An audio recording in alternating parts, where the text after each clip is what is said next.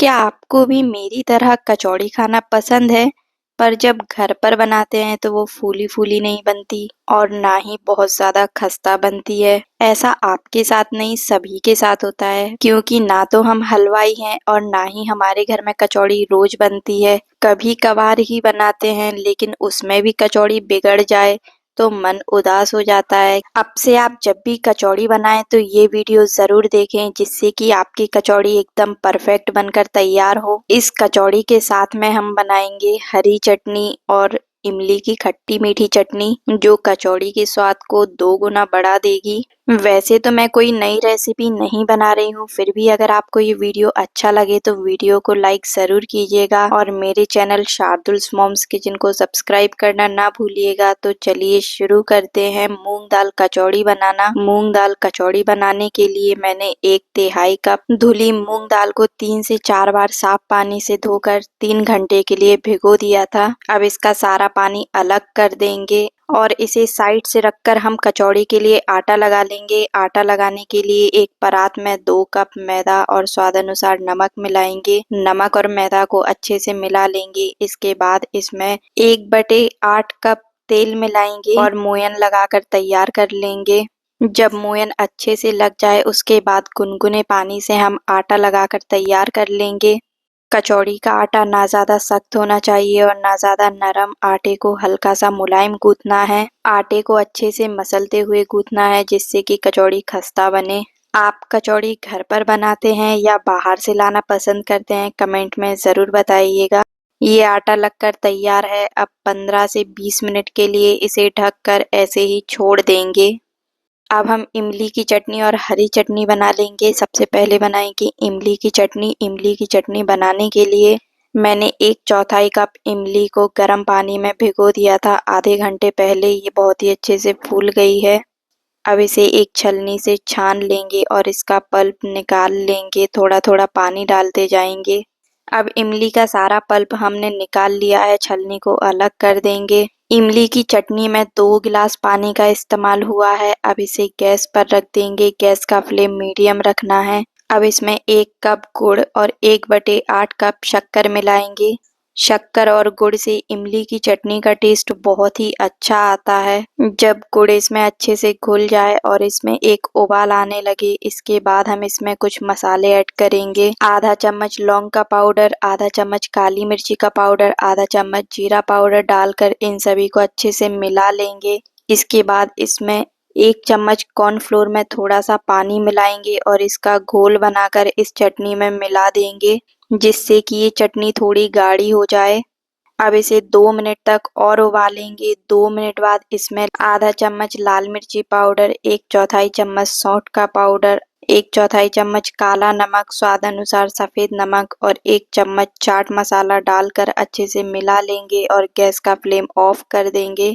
ये चटनी बनकर तैयार है। अब इसे किसी बर्तन में निकाल लेंगे। इस चटनी को आप समोसा, कचौड़ी, पकौड़ी किसी के भी साथ खाइए, बहुत ही टेस्टी लगती है। अब हम बनाएंगे हरी चटनी। हरी चटनी बनाने के लिए सबसे पहले एक ग्राइंडर जार लेंगे। उसमें 5 मोटी कटी हुई हरी मिर्ची, पतली हरी मिर्ची कटी हुई, खूब सारा हरा धनिया, पुदीना, आधे नींबू का रस, स्वाद अनुसार नमक, आधा चम्मच काला नमक, 1 चम्मच जीरा और थोड़ा सा पानी डालकर इस चटनी को पीस लेंगे। ये हरी चटनी भी बनकर तैयार है। इस चटनी को भी आप समोसा, कचौड़ी, पकौड़ी किसी के भी साथ खाइए, बहुत ही टेस्टी लगती है।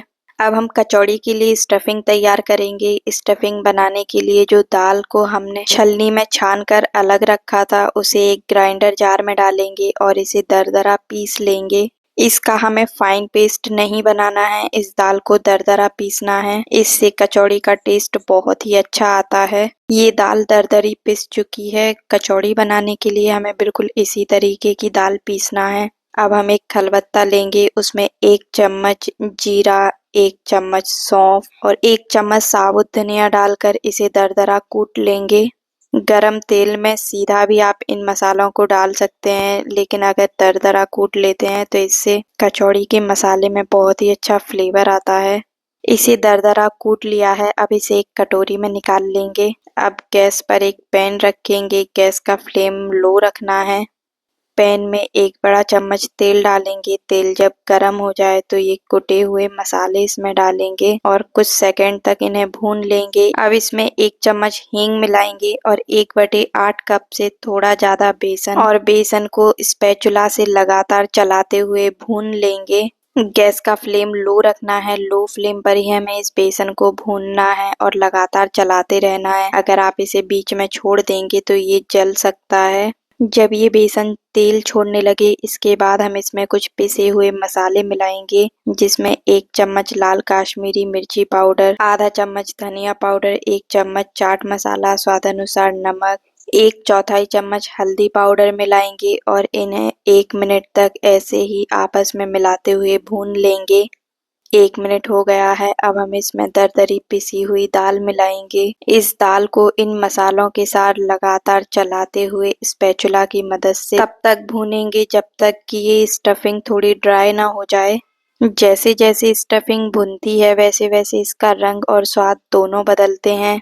अच्छी कचौड़ी का सारा स्वाद इसकी स्टफिंग में ही होता है। अगर जल्दी करेंगे तो स्वाद नहीं आएगा, इसलिए इसे आराम से पकाना ही सबसे अच्छा तरीका है। ये स्टफिंग बनकर तैयार है। अब इसे हल्का ठंडा करेंगे और फिर इसके बाद इसकी बॉल्स बनाएंगे छोटी छोटी इस तरीके से, जिससे कि कचौड़ी भरने में आसानी हो। ऐसे ही एक एक करके हम सारी बॉल्स बनाकर तैयार कर लेंगे। जब भी आप घर में कचौड़ी बनाएं तो कोई भी जल्दबाजी नहीं दिखाएं, बहुत ही आराम से बनाएं। ये सारी बॉल्स तैयार हैं। अब हम गैस पर एक कढ़ाई रखेंगे, उसमें तेल डालेंगे। गैस का फ्लेम लो रखना है। कचौड़ी के इस गुथे हुए आटे को भी 20 मिनट हो गया है। अब इसे हाथों से अच्छे से एक बार और सेट कर लेंगे। अब हम इसमें से एक छोटी लोई तोड़ेंगे और इसे हाथों से हल्का सा दबाते हुए गोल कर लेंगे। लोई को इस तरीके से गोल करते हुए ध्यान रहे कि इसके किनारे थोड़े मोटे रहें और हथेली की मदद से इस तरीके से इसको बेल लेंगे। अब इसके बीच में स्टफिंग रखेंगे और इस लोई को बंद कर देंगे। स्टफिंग ना ज़्यादा हो ना कम। अगर स्टफिंग बराबर मात्रा में होगी तो कचौड़ी अच्छी बनेगी। ज़्यादा जल्दी नहीं करनी है, आराम से करेंगे तो कचौड़ी फटेगी नहीं। हाथों से हल्का सा दबाकर इसे सेट कर लेंगे और बाकी की बची हुई लोई को ऊपर से तोड़ लेंगे। हाथों की मदद से इसे गोल करेंगे।